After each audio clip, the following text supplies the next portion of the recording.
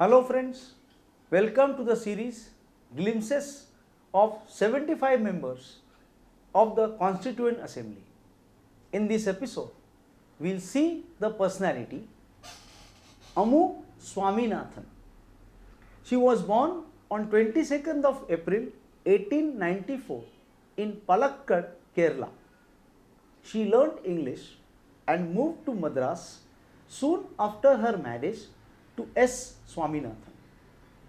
She was a very active in women's right movement and worked with Kamala Devi Chattopadhyay, Annie Besant and others to set up Women's India Association at Madras.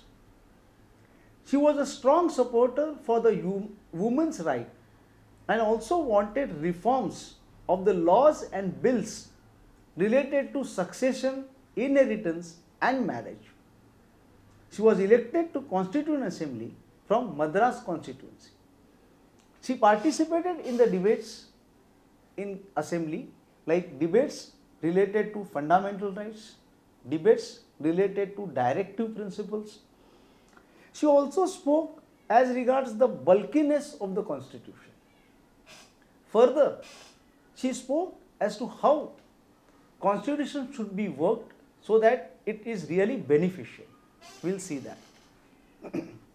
24th of November 1949, quote, I think if we are to deserve this Constitution, we have to make up our minds to work it into something alive and something that will be of benefit to every citizen of this country.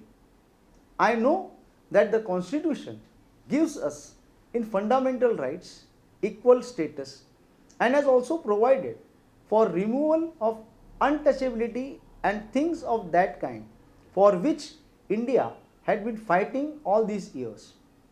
But all these things appearing on paper is not enough if we are to make this country happy and prosperous. We have to see that these ideas and ideals which are on paper in the Constitution are implemented by the people of this country. We are thankful for our contribution in the making of the Constitution of India. Thank you.